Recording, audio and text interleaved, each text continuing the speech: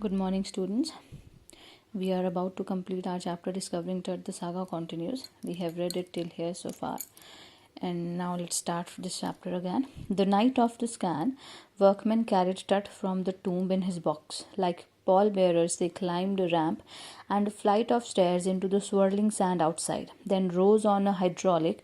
Two men emerged, sprinted from foreign office nearby and returned with a pair of white plastic fans. The $1 million scanner had quit because of sand in a cooler fan. Curse of the Pharaoh, joked a guard nervously.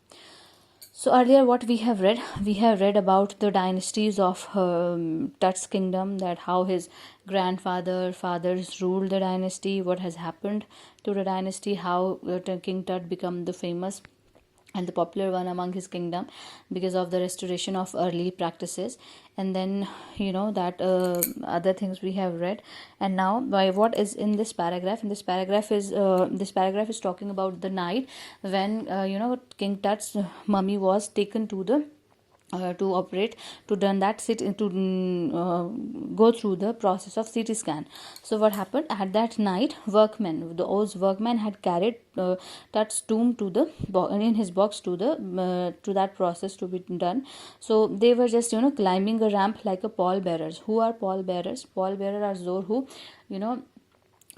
take body to the cremation site, who take coffin to the cremation site, those who are holding the coffin. So that is why they are referred here as pallbearers, because they were just holding that coffin and taking it to the ramp where this mummy has to go through the process. And then there was a hydraulic lift for it, and they just went to the scanner. Scanners were there, okay, and scanners were there, and there were white plastic fans, and there was a $1 million scanner. It quit. It was not working because of the sand. The wind was flowing there, the wind was blowing there, sorry, and it was a deserted area, and because of the wind, that sand got stuck into that the $1 million scanner, and it was not working. And there was a guard who was nervous at that time, because they believed in those all superstition. And then he jokingly said, but he really mean it, he jokingly said that this is a curse of Pharaoh. Why? Because Pharaoh has written on his tomb that if somebody is going to disturb me in my sleep, that would be cursed. So he just jokingly said it, but he was nervous, somehow he just meant it. So what happened then? Eventually, the substitute fans worked well enough to finish the procedure. After checking that no data had been lost, the technicians turned Tut over the workmen, who carried him back to his tomb. Less than 3 hours after he was removed from his coffin, the pharaoh again rested in peace where the funerary priest had led him so long ago. So what happened eventually, finally, when there were substitute fans were arranged, because scanner was not working. So the substitute fans were arranged, and they were enough to carry on the procedure. And after checking that that technician has checked that if there is a loss of any data, so if the data was complete, everything was done perfectly, then that coffin, then that mummy of the king pharaoh was just sent back where he was just buried by the priests, by the funerary priest, and where he rested. Okay, it just took 3 hours. It just took the time of 3 hours to for that money to undergo the procedure of CT scan and all those things. And after 3 hours, the mummy just went it was just taken back to his burial ground, or to his graveyard, and where he just rested now. So he was just duly sent there. Okay, and what happened then? Back in the trailer, a technician pulled up astonishing images of Tut on a computer screen. A grey head took shape from a scattering of pixels, and the technician spun and tilted it in every direction. Neck vertebrae appeared as clearly as in anatomy class. Other images revealed a hand, several views of a rib cage, and a transection of a skull. But for now, the pressure was off. Sitting back in his chair, Zahi Hawass smiled, visibly relieved that nothing had gone seriously wrong. I didn't sleep last night. Not for a second, he said. I was so worried, but now I think I will go and sleep. So what happened?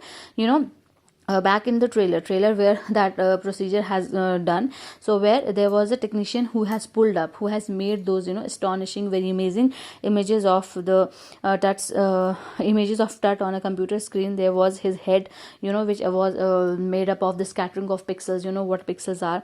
And there was he was just moving here, he was just tilting it throughout all the directions, okay.